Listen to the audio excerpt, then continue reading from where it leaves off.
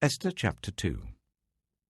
Later, when King Xerxes' fury had subsided, he remembered Vashti and what she had done, and what he had decreed about her. Then the king's personal attendants proposed, "Let a search be made for beautiful young virgins for the king. Let the king appoint commissioners in every province of his realm to bring all these beautiful young women into the harem at the citadel of Susa. Let them be placed under the care of Hegai, the king's eunuch, who is in charge of the women, and let beauty treatments be given to them. Then let the young woman who pleases the king be queen instead of Vashti." This advice appealed to the king, and he followed it. Now there was in the city of Susa a Jew of the tribe of Benjamin, named Mordecai, son of Jair, the son of Shimei, the son of Kish, who had been carried into exile from Jerusalem by Nebuchadnezzar, king of Babylon, among those taken captive with Jehoiakim, king of Judah. Mordecai had a cousin named Hadassah, whom he had brought up because she had neither father nor mother.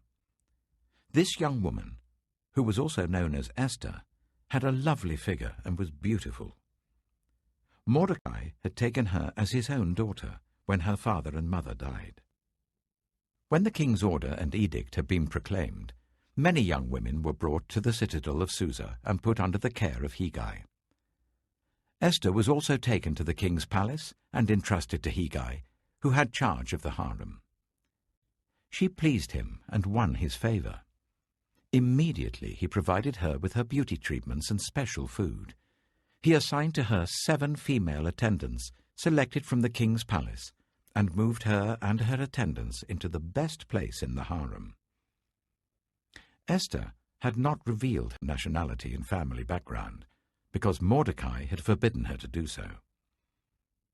Every day he walked to and fro near the courtyard of the harem to find out how Esther was and what was happening to her. Before a young woman's turn came to go into King Xerxes, she had to complete 12 months of beauty treatments prescribed for the women, 6 months with oil of myrrh and 6 with perfumes and cosmetics. And this is how she would go to the king. Anything she wanted was given to her, to take with her from the harem to the king's palace. In the evening she would go there, and in the morning return to another part of the harem, to the care of Sheashgaz, the king's eunuch who was in charge of the concubines. She would not return to the king unless he was pleased with her and summoned her by name. When the turn came for Esther, the young woman Mordecai had adopted, the daughter of his uncle Abihail, to go to the king, she asked for nothing other than what Hegai, the king's eunuch, who was in charge of the harem, suggested. And Esther won the favor of everyone who saw her. She was taken to King Xerxes in the royal residence in the 10th month, the month of Tebeth, in the 7th year of his reign. Now the king was attracted to Esther more than to any of the other women, and she won his favor and approval more than any of the other virgins. So he set a royal crown on her head and made her queen instead of Vashti. And the king gave a great banquet, Esther's banquet, for all his nobles and officials. He proclaimed a holiday throughout the provinces and distributed gifts with royal liberality. When the virgins were assembled a second time, Mordecai was sitting at the king's gate. But Esther had kept secret her family background and nationality, just as Mordecai had told her to do, for she continued to follow Mordecai's instructions as she had done when he was bringing her up. During the time Mordecai was sitting at the king's gate, Bigthana and Teresh, 2 of the king's officers who guarded the doorway, became angry and conspired to assassinate King Xerxes. But Mordecai found out about the plot and told Queen Esther, who in turn reported it to the king, giving credit to Mordecai. And when the report was investigated and found to be true, the 2 officials were impaled on poles. All this was recorded in the book of the annals in the presence of the king. Esther chapter 3. After these events, King Xerxes honored Haman, son of Hammedatha, the Agagite, elevating him and giving him a seat of honor higher than that of all the other nobles. All the royal officials at the king's gate knelt down and paid honor to Haman, for the king had commanded this concerning him. But Mordecai would not kneel down or pay him honor. Then the royal officials at the king's gate asked Mordecai, "Why do you disobey the king's command?" Day after day they spoke to him, but he refused to comply.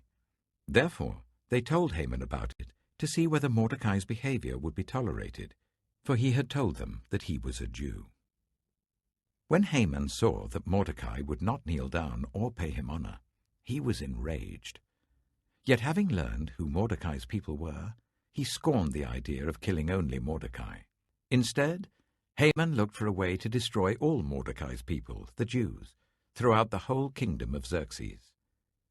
In the 12th year of King Xerxes, in the first month, the month of Nisan, the pur, that is, the lot, was cast in the presence of Haman to select a day and month.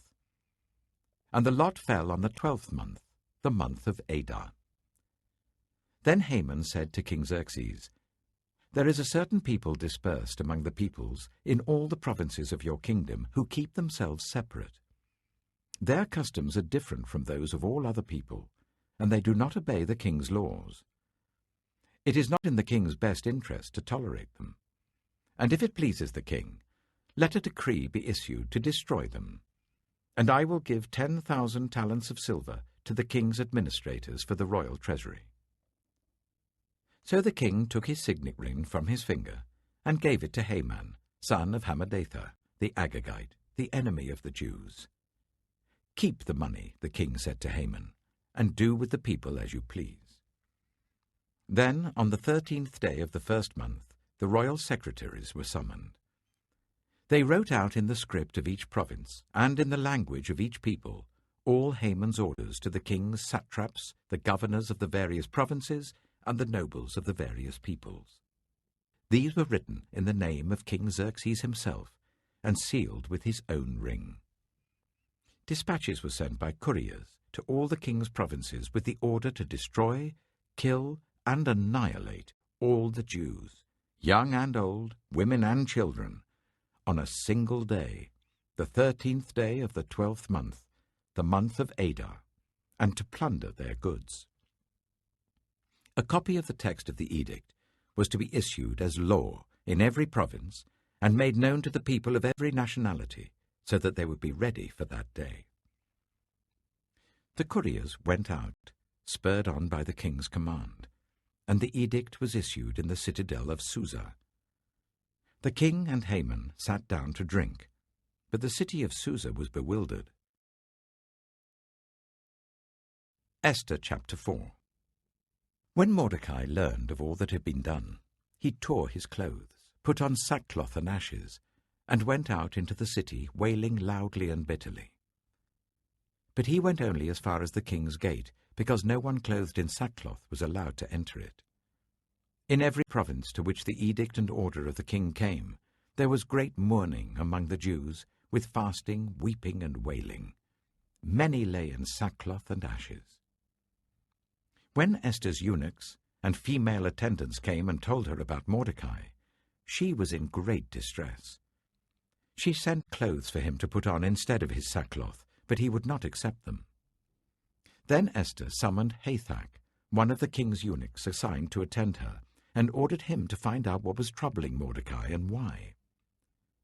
So Hathach went out to Mordecai in the open square of the city in front of the king's gate. Mordecai told him everything that had happened to him, including the exact amount of money Haman had promised to pay into the royal treasury for the destruction of the Jews. He also gave him a copy of the text of the edict for their annihilation, which had been published in Susa, to show to Esther and explain it to her. And he told him to instruct her to go into the king's presence to beg for mercy and plead with him for her people. Hathach went back and reported to Esther what Mordecai had said. Then she instructed him to say to Mordecai, "All the king's officials and the people of the royal provinces know that for any man or woman who approaches the king in the inner court without being summoned, the king has but one law, that they be put to death, unless the king extends the gold scepter to them and spares their lives." But 30 days have passed since I was called to go to the king." When Esther's words were reported to Mordecai, he sent back this answer: "Do not think because you are in the king's house, you alone of all the Jews will escape. For if you remain silent at this time, relief and deliverance for the Jews will arise from another place, but you and your father's family will perish. And who knows but that you have come to your royal position for such a time as this?" Then Esther sent this reply to Mordecai: "Go, gather together all the Jews who are in Susa, and fast for me. Do not eat or drink for 3 days, night or day. I and my attendants will fast as you do. When this is done, I will go to the king, even though it is against the law. And if I perish, I perish." So Mordecai went away and carried out all of Esther's instructions. Romans chapter 3.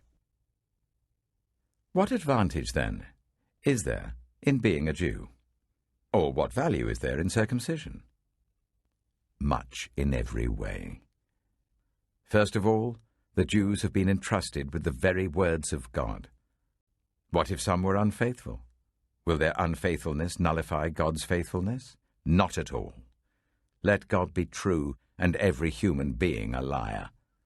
As it is written, "So that you may be proved right when you speak and prevail when you judge." But if our unrighteousness brings out God's righteousness more clearly, what shall we say? That God is unjust in bringing his wrath on us? I'm using a human argument. Certainly not. If that were so, how could God judge the world? Someone might argue, if my falsehood enhances God's truthfulness and so increases his glory, why am I still condemned as a sinner? Why not say, as some slanderously claim that we say, "Let us do evil that good may result"? Their condemnation is just. What shall we conclude, then? Do we have any advantage? Not at all, for we have already made the charge that Jews and Gentiles alike are all under the power of sin. As it is written, "There is no one righteous, not even one. There is no one who understands. There is no one who seeks God. All have turned away. They have together become worthless. There is no one who does good, not even one. Their throats are open graves. Their tongues practice deceit. The poison of vipers is on their lips. Their mouths are full of cursing and bitterness. Their feet are swift to shed blood. Ruin and misery mark their ways, and the way of peace they do not know. There is no fear of God before their eyes." Now, we know that whatever the law says, it says to those who are under the law, so that every mouth may be silenced and the whole world held accountable to God. Therefore no one will be declared righteous in God's sight by the works of the law. Rather, through the law we become conscious of our sin. But now, apart from the law, the righteousness of God has been made known, to which the law and the prophets testify. This righteousness is given through faith in Jesus Christ to all who believe. There is no difference between Jew and Gentile, for all have sinned and fall short of the glory of God, and all are justified freely by his grace through the redemption that came by Christ Jesus. God presented Christ as a sacrifice of atonement through the shedding of his blood, to be received by faith. He did this to demonstrate his righteousness, because in his forbearance he had left the sins committed beforehand unpunished. He did it to demonstrate his righteousness at the present time, so as to be just and the one who justifies those who have faith in Jesus. Where then is boasting? It is excluded.